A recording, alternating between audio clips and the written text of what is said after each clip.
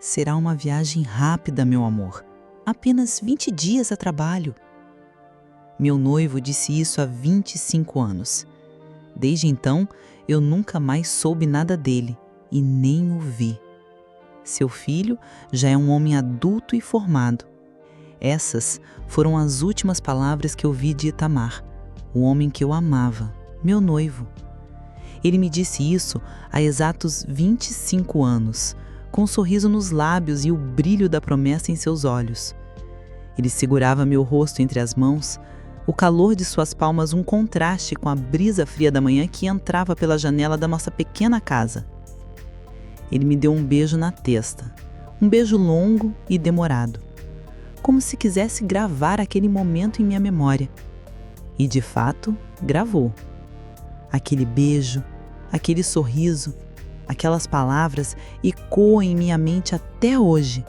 Um fantasma agridoce de um futuro que nunca chegou a acontecer. Desde aquele dia, nunca mais tive notícias dele. Nunca mais o vi. O homem que prometeu voltar em 20 dias desapareceu da minha vida como fumaça, deixando para trás apenas um rastro de perguntas sem respostas e um vazio que o tempo jamais conseguiu preencher completamente. Olho para você agora, meu filho Joel, um homem feito, forte, com seus próprios sonhos e uma carreira brilhante pela frente. Vejo tanto dele em você. O mesmo cabelo escuro e teimoso que insiste em cair sobre os olhos, o mesmo jeito de franzir a testa quando está concentrado. E às vezes até o mesmo timbre de voz. Mas há algo em seu olhar que Itamar nunca teve. Uma sombra de amargura, uma mágoa silenciosa que sei que carrega desde menino. Você encara a ausência do seu pai de uma forma diferente da minha. Para você, ele não é um mistério, uma vítima das circunstâncias. Para você, ele é o homem que fugiu, que abandonou a própria família por covardia, que não teve a coragem de assumir a responsabilidade de ser pai. Mãe, por que a senhora ainda fala dele com essa calma toda? Você me pergunta, a voz carregada de uma frustração que mal consegue disfarçar. Estamos sentados na varanda, o sol da tarde pintando o céu com tons de laranja e rosa. Um cenário quase poético para uma conversa tão dura. Ele nos deixou. Ele deixou a senhora grávida, sozinha para enfrentar o mundo. Como pode não sentir raiva? Eu suspiro. Um som que carrega o peso de um quarto de século de incertezas. Pego sua mão, a mesma mãozinha que um dia segurei quando você dava seus primeiros passos, agora grande e calejada pelo trabalho. Meu filho, a raiva é um veneno que a gente bebe esperando que o outro morra. Por muitos anos eu bebi desse veneno. Passei noites em claro, remoendo cada palavra, cada gesto, tentando encontrar uma pista, um sinal de que algo estava errado. Mas não havia nada. Itamar era o homem mais feliz do mundo naqueles dias. Estávamos construindo nossa vida, nosso ninho. Ele tinha acabado de conseguir uma promoção no trabalho, o que nos permitiria comprar a casa dos nossos sonhos. E o mais importante, ele estava radiante com a sua chegada. Ele passava horas com a mão na minha barriga, conversando com você, cantando cantigas de niná que ele mesmo inventava. Ele dizia que você seria a nossa maior aventura. Vejo a confusão em seus olhos. Essa não é a imagem do pai que você construiu na sua mente. O seu pai é um desertor, um fantasma sem fosso e sem voz. Mas, se ele estava tão feliz, por que ele foi embora? Essa é a pergunta que me assombra há 25 anos. E é por isso, meu filho, que a minha dor é diferente da sua. Você sente a dor do abandono, da rejeição. Eu sinto a dor da perda inexplicável. Sinto falta não apenas do homem que ele era, mas de todas as possibilidades que foram roubadas de nós. Sinto falta das risadas que não demos, das brigas que não tivemos, dos sonhos que não realizamos. Você acredita que ele fugiu da responsabilidade. Mas eu, Joel, eu nunca consegui acreditar nisso. Não o Itamar que eu conheci. Eu me ajeito na cadeira de balanço, a madeira rangendo um protesto suave. Tem coisas que eu nunca te contei, filho. Coisas que eu guardei para mim porque não queria alimentar em você uma esperança que talvez fosse em vão. Mas você já é um homem. Merece saber de tudo. Você se inclina para frente, a amargura em seu olhar dando lugar a uma curiosidade cautelosa. Que coisas, mãe? Na semana antes de ele viajar, começo, minha voz um pouco trêmula ao revisitar essas memórias. Ele andava estranho, distraído, preocupado. Ele recebia alguns telefonemas tarde da noite, falava baixo, quase em sussurros. Quando eu perguntava quem era, ele desconversava. Dizia que eram assuntos do trabalho, que não queria me preocupar com bobagens. Mas eu o conhecia. Conhecia cada linha de expressão do seu rosto. E eu via o medo em seus olhos. Um medo que ele tentava esconder com sorrisos forçados, mas que estava lá, à espreita, como uma nuvem escura no horizonte de um dia de sol. Medo? Medo de quê? Você pergunta, a voz agora um fio. Eu não sei ao certo. Ele nunca me contou os detalhes. Uma noite eu o ouvi discutindo com alguém ao telefone. A voz dele estava alterada. Algo raro para o homem calmo que ele era. Ele dizia coisas como: "Eu já disse que não tenho esse dinheiro. Vocês precisam me dar mais tempo. Não envolvam a minha família nisso." Quando ele desligou, estava pálido como cera. Eu o abracei e implorei para que me contasse o que estava acontecendo, quem eram aquelas pessoas. Ele apenas me apertou forte contra o peito, tão forte que eu podia sentir as batidas descompassadas do seu coração. Ele beijou o topo da minha cabeça e disse que me amava mais que tudo no mundo e que faria qualquer coisa para nos proteger. No dia seguinte, ele anunciou a tal viagem de trabalho. Disse que era uma oportunidade única, que resolveria todos os nossos problemas financeiros de uma vez por todas. Eu, boba e apaixonada, grávida do nosso primeiro filho, acreditei. Ou melhor, eu quis acreditar. O silêncio paira entre nós, pesado e denso. O sol já se escondeu no horizonte, deixando para trás um azul profundo, salpicado pelas primeiras estrelas. O canto dos grilos preenche o vazio deixado por minhas palavras. Ele não fugiu de você, Joel. Eu digo, minha voz firme, convicta, buscando encontrar seus olhos na penumbra. Se ele foi embora, se ele sumiu, não foi para fugir da responsabilidade, foi para nos proteger. O seu pai não era um covarde, longe disso.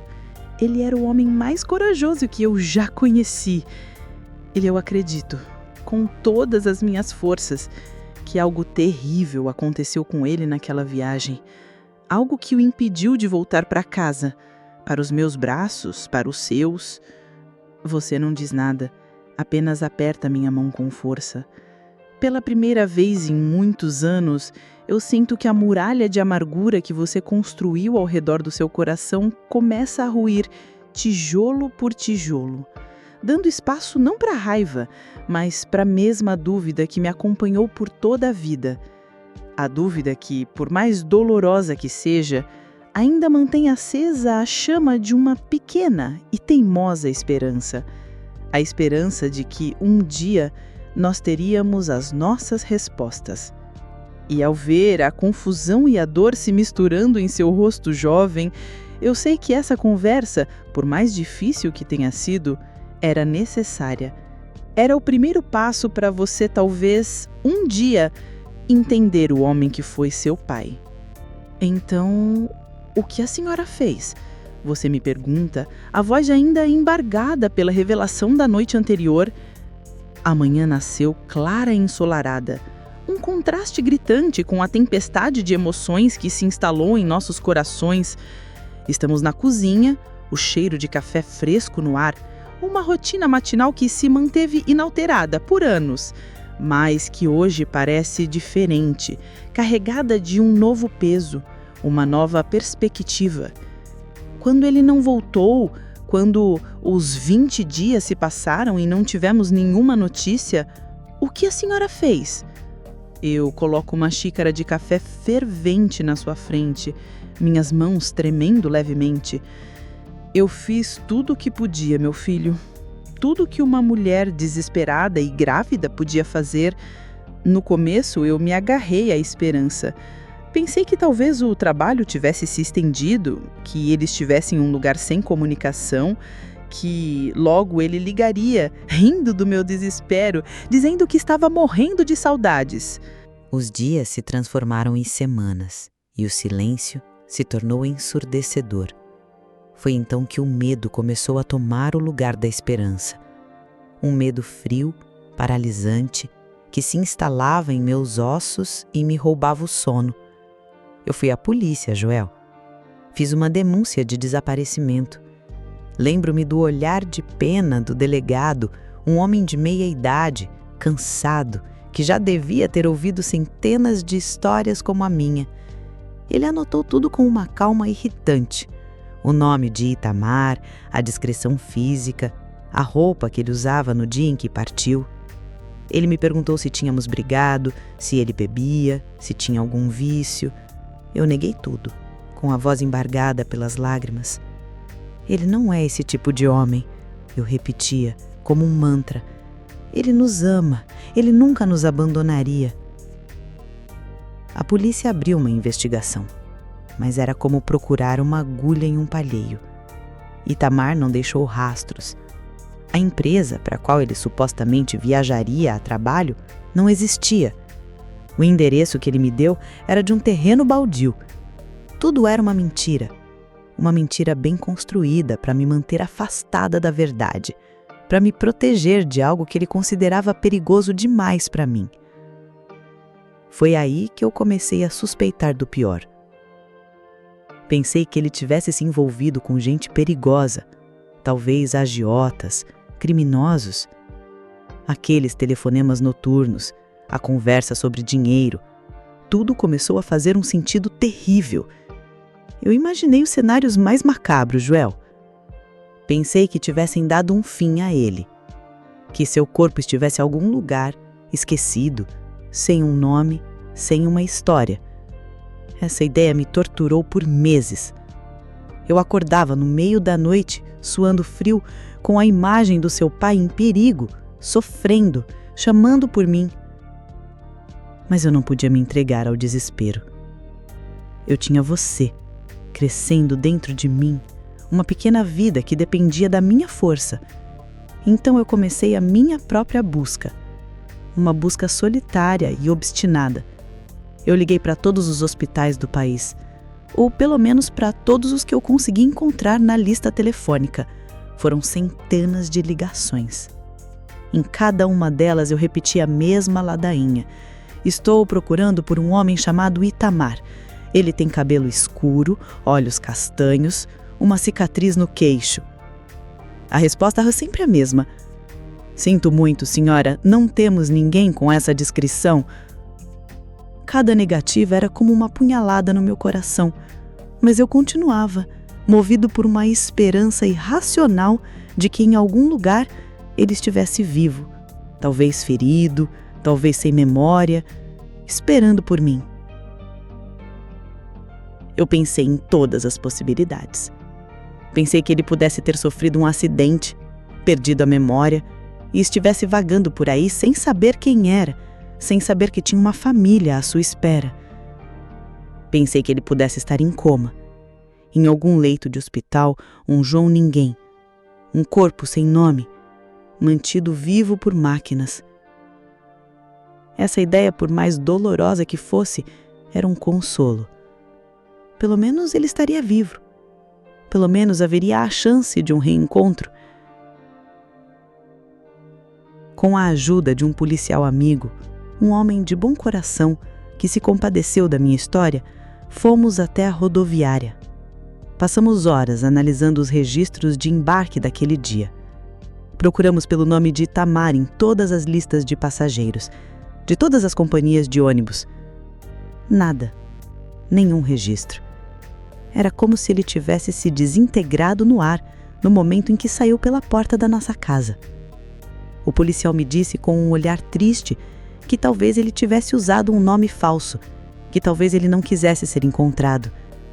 Mas eu não acreditava. Não podia acreditar. Os meses se passaram e a sua chegada se aproximava. A minha barriga crescia e com ela a certeza de que eu precisava ser forte por nós dois.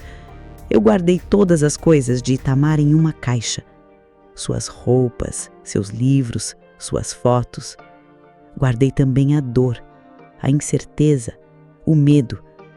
Eu os tranquei em um compartimento secreto do meu coração, um lugar que eu raramente visitava, para que a amargura não me consumisse, para que eu pudesse te dar um lar cheio de amor, mesmo que incompleto.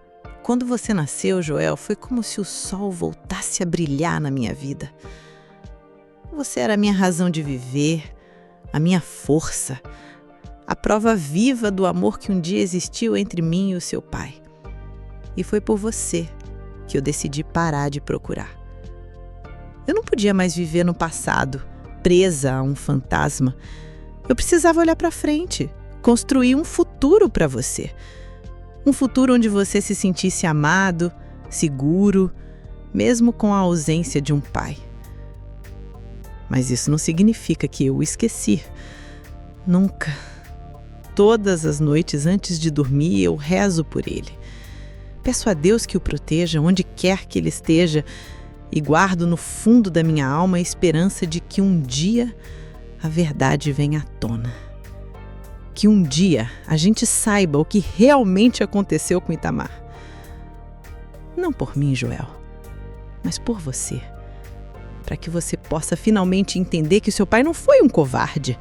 Ele foi uma vítima de um destino cruel que nos separou, mas que nunca, jamais conseguiu apagar o amor que ele sentia por nós.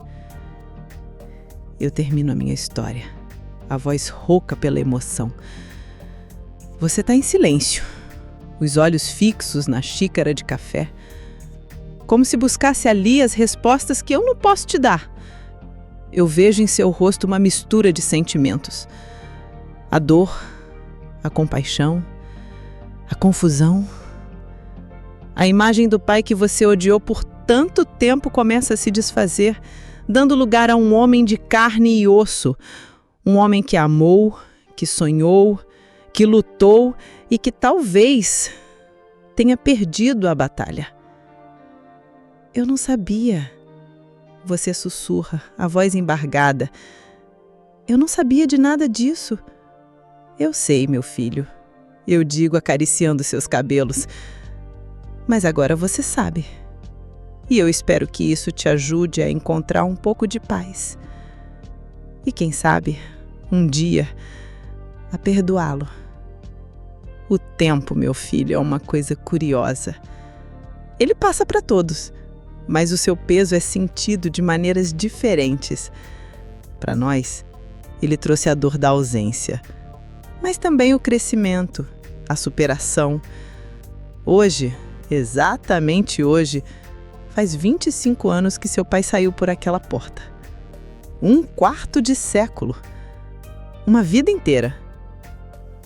Estávamos sentados na mesma varanda da nossa conversa reveladora, algumas semanas atrás. O ar estava calmo, a tarde preguiçosa. Você me olhava com um carinho que eu não via há muito tempo. Um entendimento novo em seus olhos. A amargura havia sido substituída por uma melancolia suave. A aceitação de um passado que ele não podia mudar. Sabe, filho, comecei, olhando para as buganvílias que subiam pela treliça, as mesmas que Itamar plantou. Eu pensei muito sobre isso. Sobre raiva, sobre perdão. E hoje, no dia em que a ausência dele se torna tão palpável, eu quero que saiba de uma coisa. Não importa o que tenha acontecido com ele. Não importa se ele escolheu ir embora ou se foi tirado de nós à força. Aqui, dentro do meu coração, eu o perdoo. Virei meu rosto para você e vi a surpresa em seu semblante. Eu o perdoo, Joel, porque a raiva e o rancor só me fizeram mal. E no fim das contas, por mais doloroso que tenha sido, o seu pai me deu o maior e melhor presente do mundo. Eu estendi a mão e toquei seu rosto, sentindo a barba por fazer, o calor da sua pele. Ele me deu você. E só por isso, por ter me permitido ser sua mãe, toda a dor valeu a pena. Você é o melhor filho do mundo e a nossa história, por mais torta que seja, nos tornou quem somos. E eu tenho orgulho do homem que você se tornou. Lágrimas brotaram em seus olhos e você me abraçou forte. Um abraço de homem que me envolveu por inteira. Ficamos ali em silêncio, deixando que o tempo e as palavras curassem as feridas antigas. Naquele momento eu senti uma paz que não sentia há anos. Uma sensação de encerramento, de que finalmente eu estava pronta para seguir em frente sem o peso fantasma de Itamar em meus ombros. Mal sabia eu que o destino, com sua ironia implacável, estava prestes a reescrever toda a nossa história. Algumas semanas depois daquele dia, numa terça-feira chuvosa, o telefone fixo tocou. Era um som quase anacrônico no mundo de celulares, mas eu nunca tive coragem de me desfazer daquele aparelho, daquele número. Era o mesmo número de 25 anos atrás. No fundo, uma parte de mim, a parte mais teimosa e sonhadora, ainda tinha esperança de que um dia Itamar me ligasse. Atendi sem muita expectativa, esperando que fosse um engano ou uma ligação de telemarketing. Alô? Eu disse. Houve um silêncio do outro lado da linha, preenchido apenas por uma respiração fraca, quase um chiado. Luciene? Uma voz rouca, frágil, sussurrou meu nome. Uma voz que eu não ouvia há um quarto de século, mas que meu coração reconheceu instantaneamente. O tempo parou, o ar me faltou nos pulmões, o copo de água que eu segurava escorregou da minha mão e se espatifou no chão, mas eu mal ouvi o barulho. Itamar? Minha voz foi um fio, uma mistura de choque, descrença e um medo avassalador. Sou eu, meu amor, a voz disse, embargada. Eu acordei.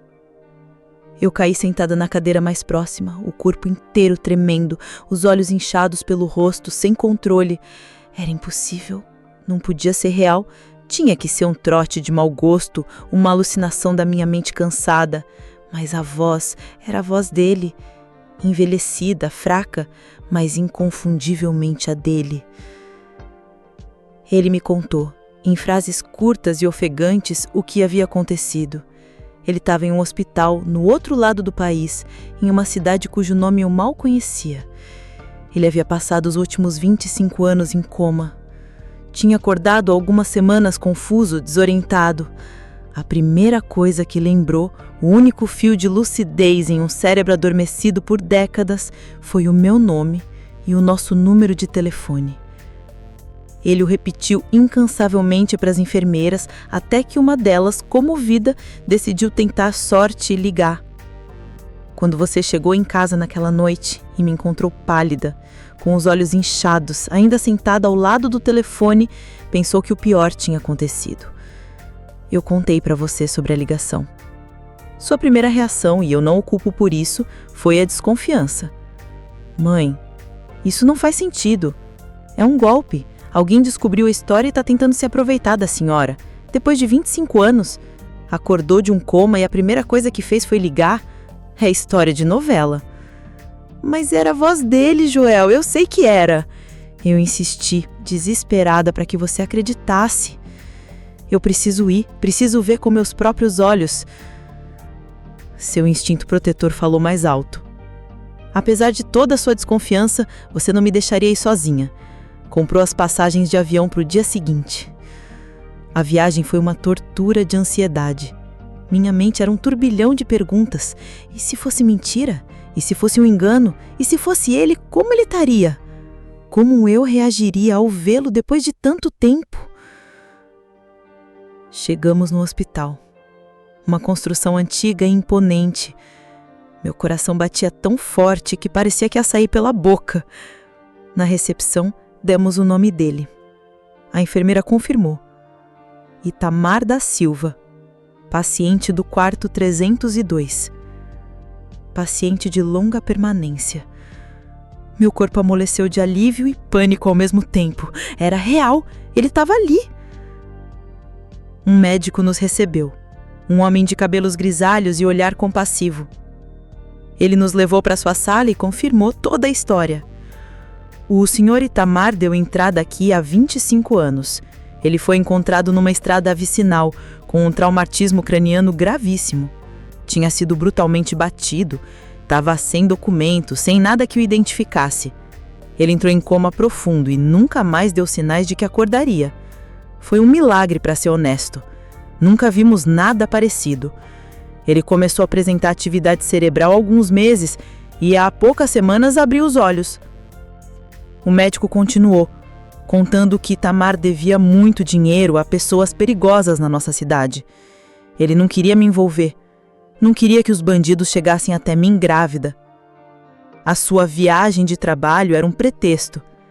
Na verdade, ele fugiu para outra cidade, com a intenção de atrair a atenção dos cobradores para longe de nós.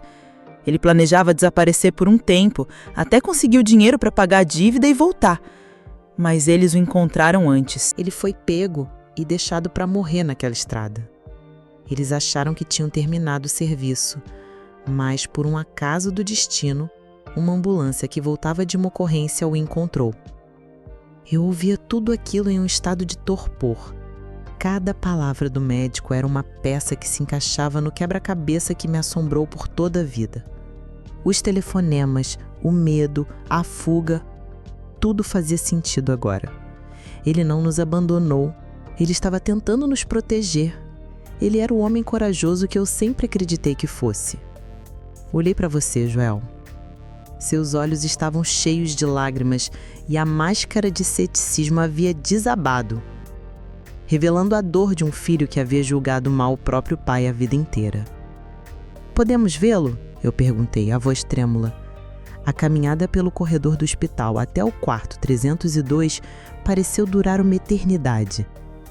Cada passo ecoava no silêncio, misturando-se às batidas descontroladas do meu coração. Joel caminhava ao meu lado, a mão dele no ombro me dando um suporte que era tanto físico quanto emocional. Eu podia sentir o tremor em seus dedos. Ele, o homem forte e cético, estava tão abalado quanto eu. A porta do quarto estava entreaberta. O médico nos deu um olhar encorajador e se afastou, nos dando privacidade para o momento que definiria o resto de nossas vidas. Respirei fundo, empurrei a porta e entrei. E então, eu o vi, deitado em uma cama de hospital, coberto por um lençol branco e fino, estava Itamar, mas como o médico nos avisou, ele não era o homem que eu guardava na memória. O cabelo escuro e farto agora era ralo e completamente branco. O rosto, antes liso e jovial, era um mapa de rugas finas. A pele pálida e quase translúcida, esticada sobre os ossos. Ele estava magro, terrivelmente magro, uma sombra do homem forte que um dia me carregou nos braços. A única coisa que permanecia igual era o olhar. Quando seus olhos castanhos encontraram os meus, eu vi a mesma alma, a mesma ternura, o mesmo amor que eu conheci 25 anos atrás. Um soluço escapou da minha garganta. "Luciene", ele sussurrou, a voz fraca, mas carregada de uma vida inteira de saudade. Eu me aproximei da cama, minhas pernas fracas. Toquei seu rosto, sua mão, a pele era fria, frágil. As lágrimas que eu segurava desabaram em uma cascata silenciosa. Não eram lágrimas de tristeza, mas de um alívio tão profundo, tão avassalador, que parecia dissolver todo o meu corpo. Ele estava vivo, diante de mim, real, respirando. Era tudo o que importava. "Sou eu, meu amor", eu disse entre as lágrimas. Eu estou aqui. Ele tentou sorrir, um movimento sutil dos lábios. Seus olhos se desviaram para Joel, que permanecia paralisado perto da porta, o rosto uma máscara de emoções conflitantes. E você? Itamar disse, olhando para o nosso filho. Você é o meu menino? É o Joel? Joel deu um passo à frente, depois outro, como se estivesse se aproximando de um animal selvagem. Ele olhou para o homem na cama, o pai que ele só conhecia por fotografias e histórias, o homem que ele culpou por toda a sua dor. E eu vi, naquele momento, a armadura de amargor de Joel se quebrar em 1000 pedaços. Ele caiu de joelhos ao lado da cama, pegou a outra mão de Itamar e apertou, chorando abertamente. Um choro de menino, um choro que estava guardado no peito dele por 25 anos. Pai, foi a única palavra que ele conseguiu dizer.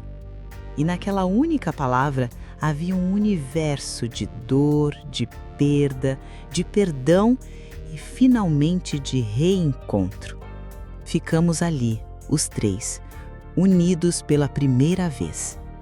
As mãos dadas sobre aquele leito de hospital, chorando juntos. O passado, o presente e o futuro colidindo naquele pequeno quarto. Não havia necessidade de mais palavras. O silêncio falava por nós, curando as feridas com a força do amor reencontrado. Nos dias que se seguiram, nós nos estabelecemos em uma pequena pensão perto do hospital.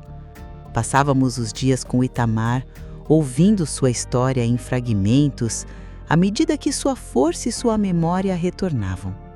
Ele nos contou sobre o medo, sobre a dívida estúpida que fez para tentar dar uma vida melhor para nós, sobre o plano desesperado de fugir para nos proteger. Ele chorou ao se lembrar do espancamento, da dor, da escuridão que o envolveu depois. Ele não se lembrava de nada dos 25 anos que passou em coma. Para ele era como se tivesse fechado os olhos ontem, um jovem noivo esperando seu primeiro filho, e acordado hoje, um homem de meia idade em um corpo que ele mal reconhecia. Foi então que recebemos a notícia mais dura.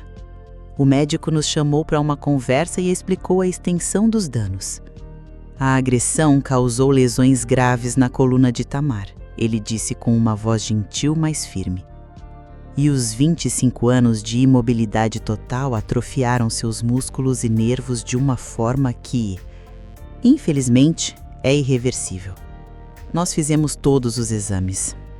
Itamar perdeu os movimentos das pernas. Ele nunca mais vai andar. A notícia caiu como uma pedra em nossos corações já sobrecarregados. Itamar, que ouvia tudo em silêncio, fechou os olhos, uma lágrima solitária escorrendo por sua têmpora. Então é isso, ele sussurrou. Eles não tiraram só a minha vida, tiraram minhas pernas também. Eu segurei sua mão com força. Olhei fundo em seus olhos e disse com toda a convicção da minha alma: eles não tiraram nada que importa, meu amor. Você está aqui. Você está conosco. E isso é tudo que eu pedi a Deus por 25 anos. Nós vamos cuidar de você, juntos. Naquele momento, eu não senti raiva, não senti rancor. A vingança emocional que talvez eu buscasse em algum canto escuro da minha alma não era contra Itamar, nem mesmo contra os homens que fizeram isso com ele. A minha vitória, a minha superação era estar ali, segurando a mão do homem que amava, com o nosso filho ao nosso lado. A minha esperança nunca foi que ele voltasse perfeito, como se nada tivesse acontecido. A minha esperança era apenas que ele voltasse. E ele voltou. Joel foi a nossa rocha. Ele organizou tudo para a transferência de Itamar para um hospital em nossa cidade. Ele conversou com médicos, comprou uma cadeira de rodas, começou a adaptar nossa casa. Aquele jovem amargo que culpava o pai por sua ausência se transformou em um filho dedicado e amoroso, determinado a recuperar o tempo perdido. Ele passava horas conversando com Itamar, contando sua história em fragmentos, à medida que sua força e sua memória retornavam. Ele passava horas conversando com Itamar, contando sobre sua vida, mostrando fotos, falando sobre futebol, sobre trabalho, sobre sonhos. Ele estava finalmente conhecendo seu pai. E Itamar, por sua vez, olhava para Joel com um orgulho e um amor que transbordavam em seus olhos. A vingança, no fim, não foi necessária. A superação foi o nosso caminho. A vida não nos devolveu o que foi roubado. Não teríamos os 25 anos de volta. Itamar não voltaria a correr em um campo ou a dançar comigo na sala. Nossa família não seria como as outras, mas seríamos uma família de verdade, quebrada, remendada, mas unida pela força de um amor que sobreviveu ao tempo, à distância, à violência e até mesmo à morte aparente. Olhando para trás, eu entendo que a vida nos deu uma segunda chance. Não para apagar o passado, mas para construir um novo futuro a partir dos destroços. E enquanto eu empurro a cadeira de rodas de Itamar pela nossa varanda, com Joel ao nosso lado, rindo de alguma piada, eu sei que encontramos a nossa paz. A dor ainda existe. É uma cicatriz que sempre fará parte de nós. Mas o amor, meu filho, o amor é maior. Ele sempre foi e sempre será.